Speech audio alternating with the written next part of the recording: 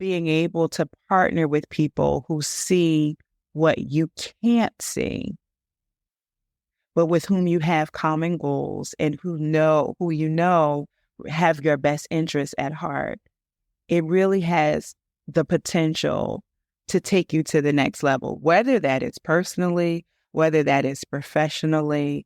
It really has the potential to take you to that next level.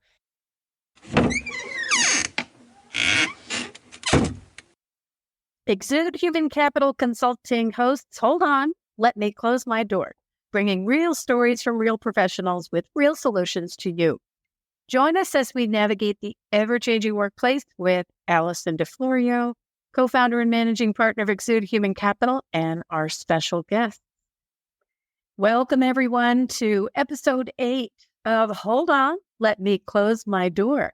I'm Allison DeFlorio, and today's episode is around to coach or not to coach. And I want to take a moment to share how we thought about this particular topic. Day in and day out, particularly in today's climate, I speak with business leaders who will say, we need to do training, or we need to train our managers. And when we speak and dig a little bit deeper to understand what the real issue is, it often appears to be one or two people who are strong performers or in need of some very specific coaching or individual development, where training may not be the solution.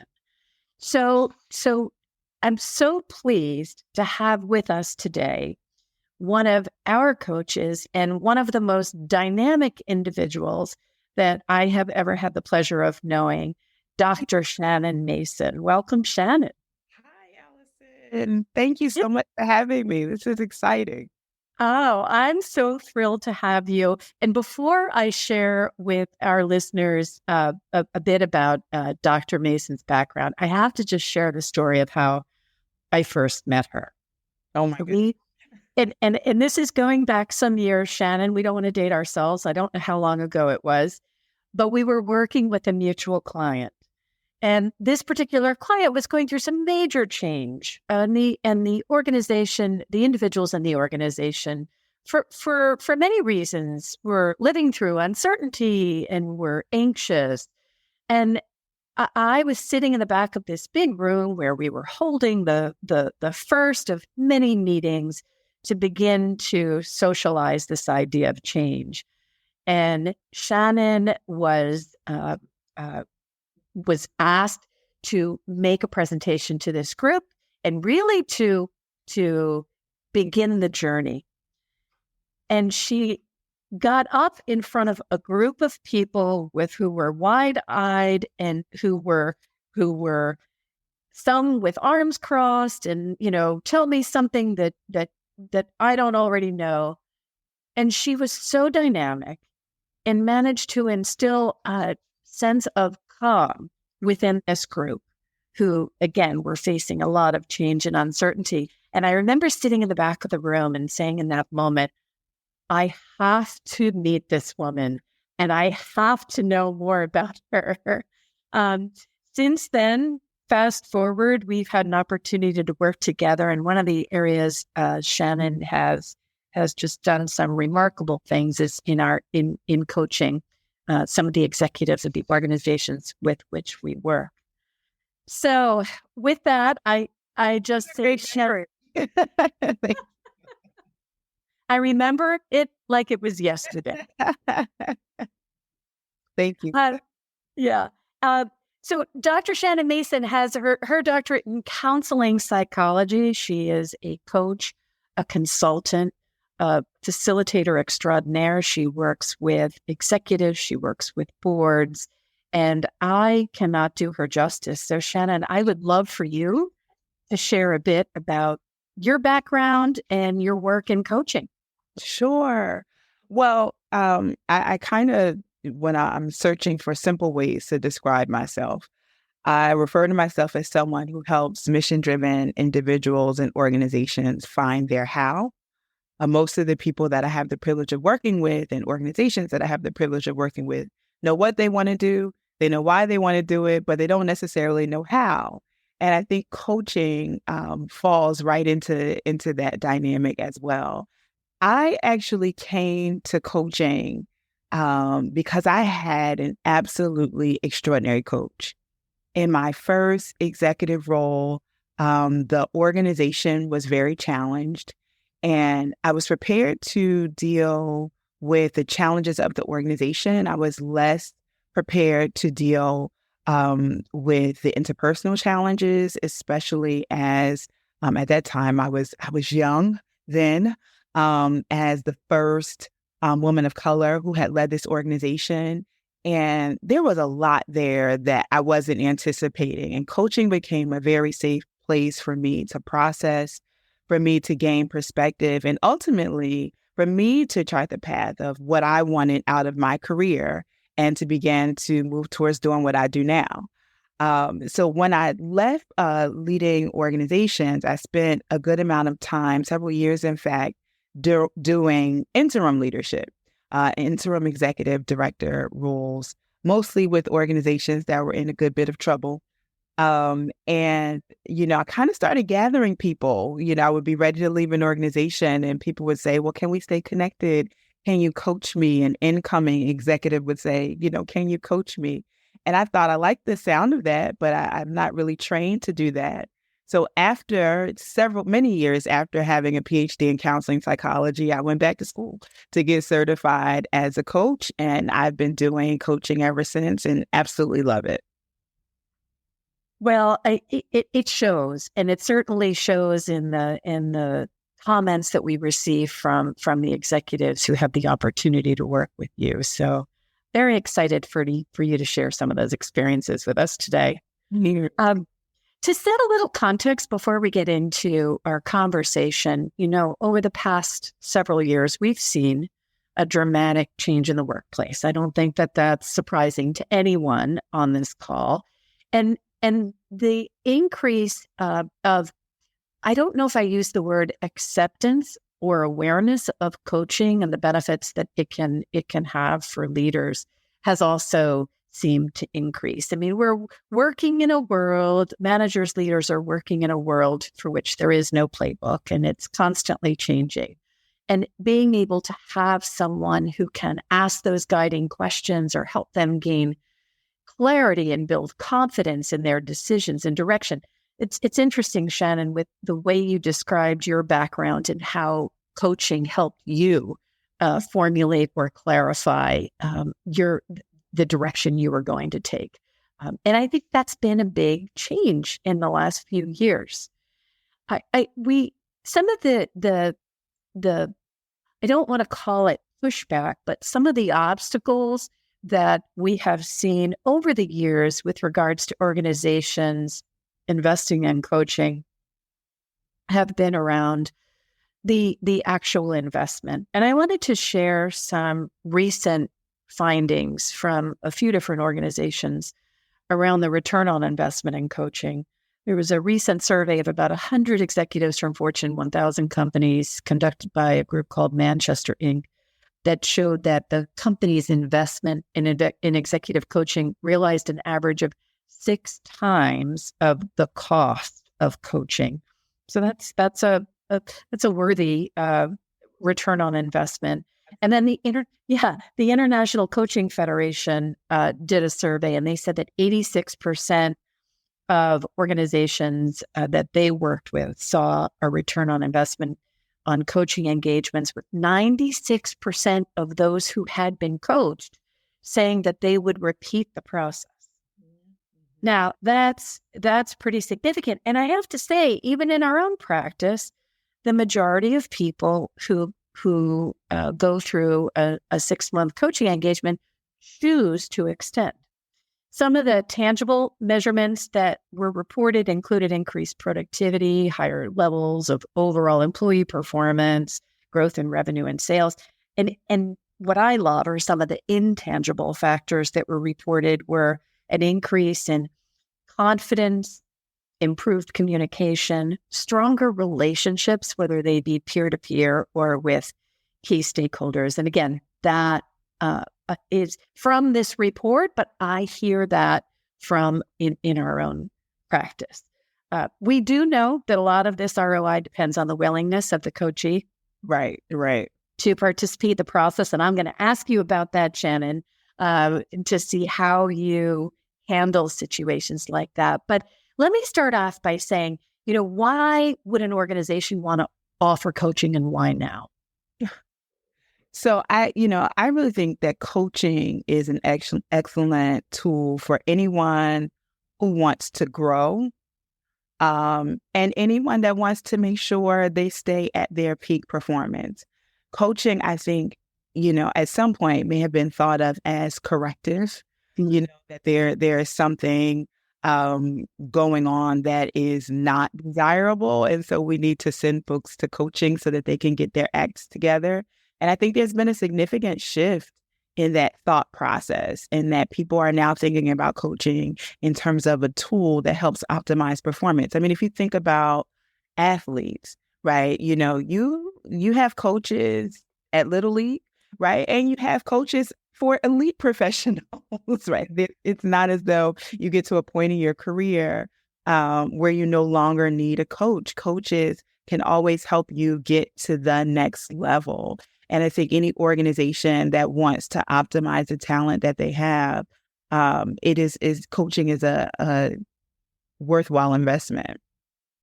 I think that's such a great point that historically, and I don't want to say pre-pandemic because I think it even since then, but it's been thought of as a corrective action type of thing, whereas now the tide is shifting. And I love that idea that you're there to optimize performance. So who are good candidates for coaching? Again, I think anybody who wants to grow, anyone who is interested in making an investment in themselves. And I say it that way because certainly my approach to coaching is less about solving problems and more about empowering problem solvers. And so if people are willing to be introspective, if they're willing to learn about themselves and themselves in relation, then they're excellent candidates for coaching. I run into challenges with coaching when people want more of what I would say is a consulting approach. Now, I do both, so one is not better than the other. They're just, they're different. But consulting tends to focus on, here is the problem, here is the challenge, here are the solutions. Whereas coaching tends to be more exploratory. It tends to be, in the way that I practice it, it tends to be a little experimental at times. Like, let's try it and come back in 2 weeks and let me know how it goes, right? So, if people are willing to take that risk and to it requires courage to look at themselves, be self-reflective, and to think about themselves in relation, it can definitely benefit them. That's really interesting. When might coaching not be a good fit? I don't think coaching is a good fit when it is a last resort before we fire someone. Mm-hmm. While the perspective on coaching, I think culturally has shifted, we do still get those calls where, people are, managers are kind of at the end of their rope with an employee and says, we're going to send them to coaching and we need to turn around or else they're out of here. Especially when they're looking for that turnaround to happen in 3 months, right? Weeks. I think that, under that kind of performance pressure, it's not always the most effective. I think it can be, but I think it's not optimal in that case. And of course, just like any kind of helping, whether we're talking about coaching, whether we're talking about training, even whether we're talking about counseling, the match is important, the match between the coach and the coachee. If there are dynamics there that get in the way of them really developing a trusting and transparent relationship, then the coaching is not going to be that effective. That's a really great point. And I know that you participate in your own practice, even in chemistry calls. Can you talk a little bit about what those are and what the purpose of that is? Yeah, so it's really just to use a colloquialism, see if we're feeling each other, right? If the client feels, that I, as a coach, am someone that they are capable of building a connection with. We know that so much of how transformation happens is not about receiving information, but it's about developing relational connections that provide the context to make use of that information. And so the chemistry call is kind of testing out whether we think we can develop that relationship, whether we think we can develop that relational context so that then the things that we do in coaching can actually be effective. Great. You mentioned the different reasons why people may be coached, or and that you don't like that last resort, the last step before someone is terminated or something like that. But we do know that people enter these relationships from different ways. They might be asked to participate in coaching. They might ask to participate in coaching. They might move to a new role and need some coaching. In your experience, what makes the coaching relationship most effective? Oh, that's such a great question, Allison. Understanding that I might be getting myself in a little bit of trouble here. That's okay. This is safe. Hold on, let me close my door. Oh, hey, the door is closed. Okay, I'll get that.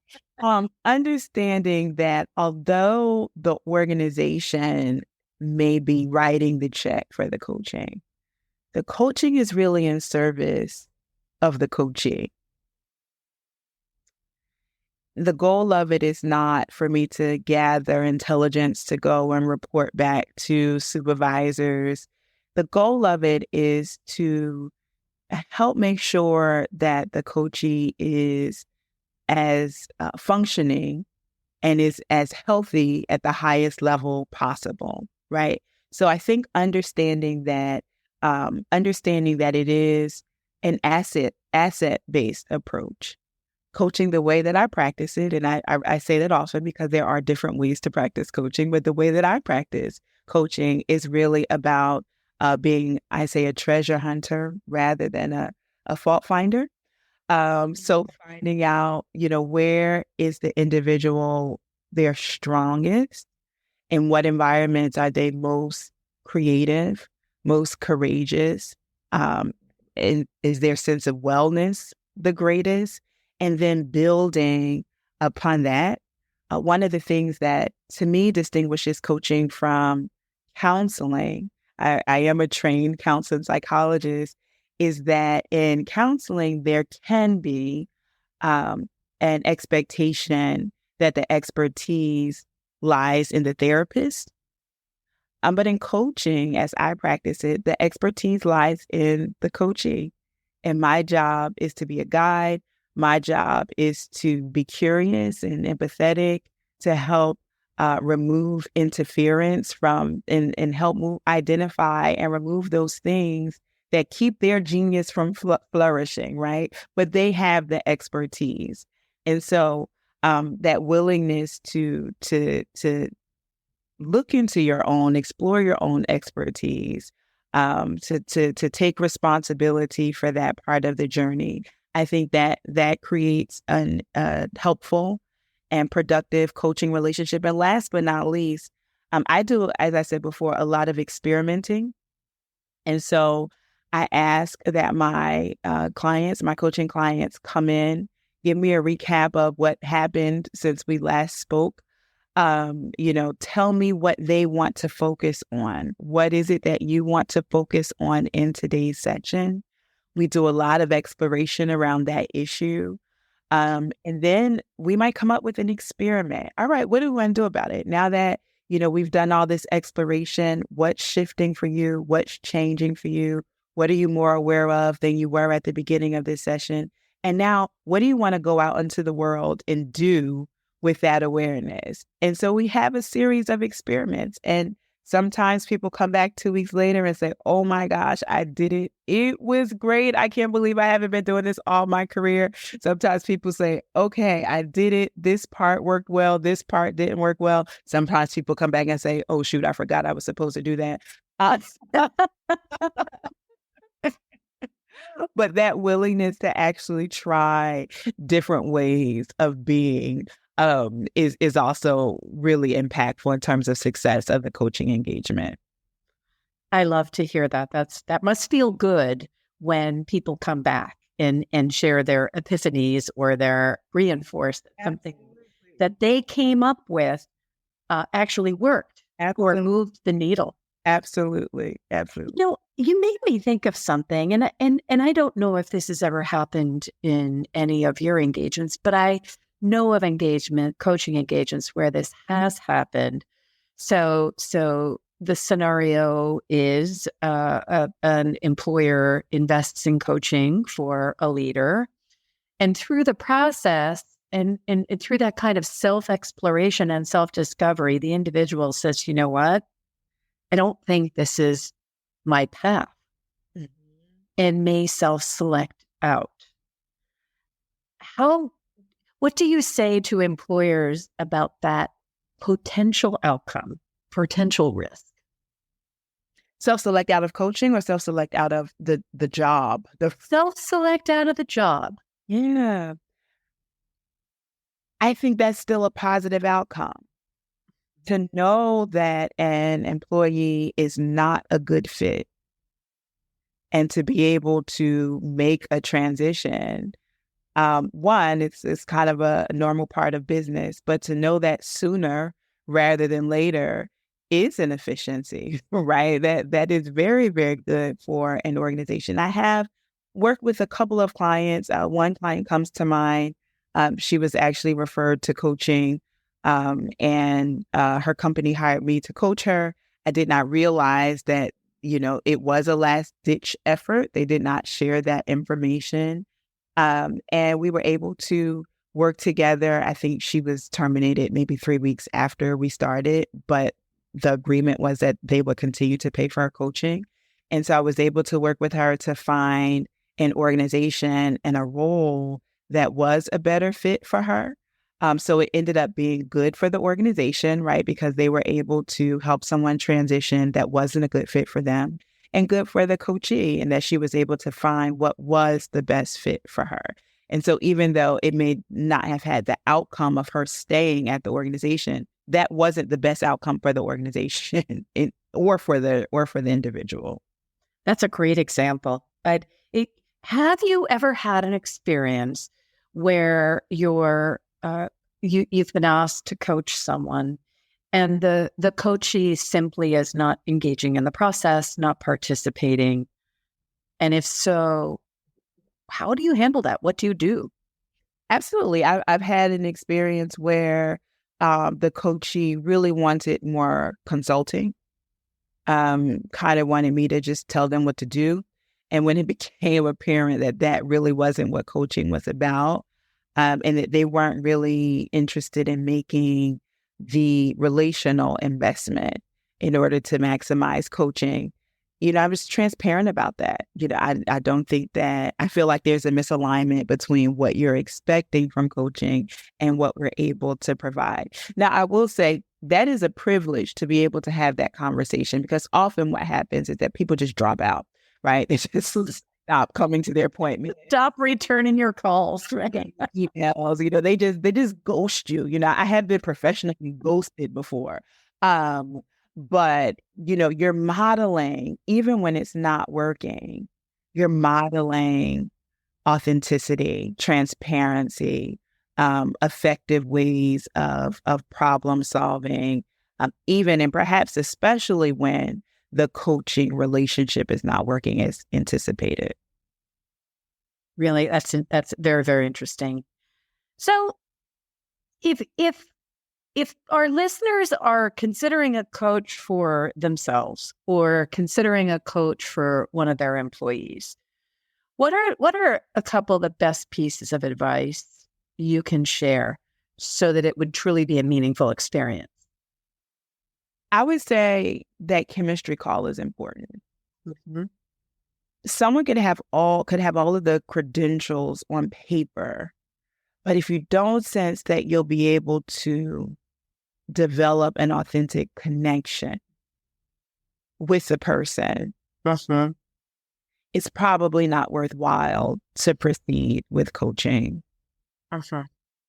I would also say to get clear about the potential coach's approach to coaching. There are different ways of thinking about coaching. And you may have read a couple of articles, but that doesn't mean that, because you Googled it, that coach that's in front of you is going to operate in that same way. That potential coach should also be able to give you a sense of what the sessions are like. What can you expect, right? Mhm. What can you expect in terms of frequency of meeting, in terms of the setup of the sessions, the length of the sessions, what would be expected in between sessions? What if you have emergencies where you need an emergency coaching session? So get as much information as you can about how the coach actually approaches and structures the coaching sessions. And then also about the limits, right? There are some things for which, a therapist is really necessary, not a coach.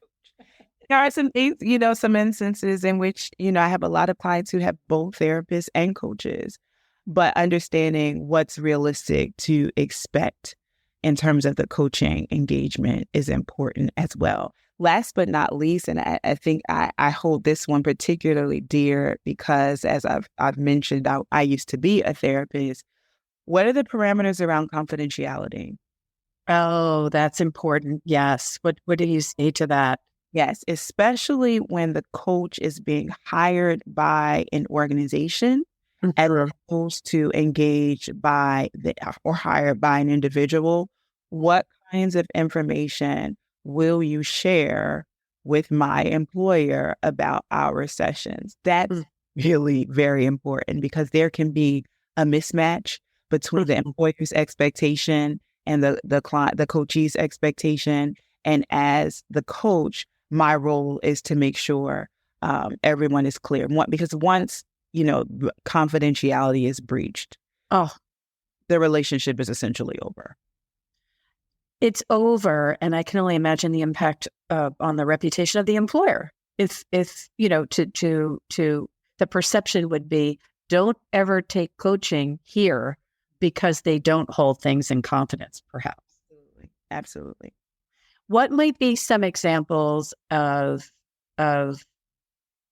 issues that would come up if an employer sponsors coaching for an employee that would that a coach would have a responsibility to notify an employer if put on notice of something. Illegal, unethical. Mm-hmm. But even in those cases, my approach to that would be to share with the coaching. Uh-huh. What you have shared with me is something that really has to be raised to the level of management within the organization. Uh, I often share draft communications with coaches. Actually, I always do. If I'm asked by a manager, for example, how's coaching going? I draft the communication and I share it with the coachee and say, this is what I plan on saying. Is this okay with you? And I do the same in the instance where I would have to breach confidentiality because there is something unethical or illegal taking place. I would say, this is of concern. This is what I need to say and to whom I need to say it. And I just want you to be aware of it so you're not caught off guard. Oh, that's great advice, and I appreciate that you help shape or help them think about how to frame something, because I think that's where sometimes people get stuck. Is they want to be able to share information but aren't quite sure the best approach to use to share that information. Absolutely. I mean, the first course of action would be to try to support the coachee in sharing that information themselves, right? Mm-hmm. Most of the time, that works. Uh-huh. I don't know that I've actually ever had to breach confidentiality in a coaching relationship because most of the time, you're absolutely right. They raise it because they know it needs to be addressed, but they Right. don't necessarily know how to address it. And so we're able to work through in the coaching sessions how to address it. Right. Yeah, really interesting. Okay, so best parting thought or piece of advice to any one of our listeners who may be thinking about coaching. Oh my goodness, that's a lot of pressure, Allison. Best piece of advice. I have a saying that I kind of try to operate by in my personal life that I think applies to coaching as well. And that is about the importance of walking with people who are sighted where you are blind. Oh, that's beautiful.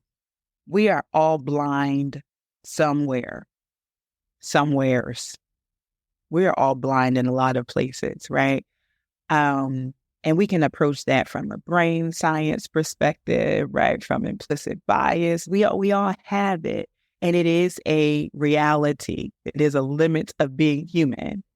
And so being able to partner with people who see what you can't see, but with whom you have common goals and who you know have your best interests at heart, it really has the potential to take you to the next level, whether that is personally, whether that is professionally. It really has the potential to take you to that next level. And if you can it requires courage. It's a little risky. Sometimes we don't see it and we like that we don't see it. But if you can have the courage, coaching is a tremendous tool to help you do just that. Dr. Shannon Mason, thank you so much for taking time to have this conversation with us. And thank you to all our listeners. We hope that you find some little nuggets of gold in what Shannon shared with us today as you think about coaching, whether it be for yourself or whether it be for someone on your team. So thank you, everyone. And thank you for tuning in to Hold On, Let Me Close My Door. Until next time.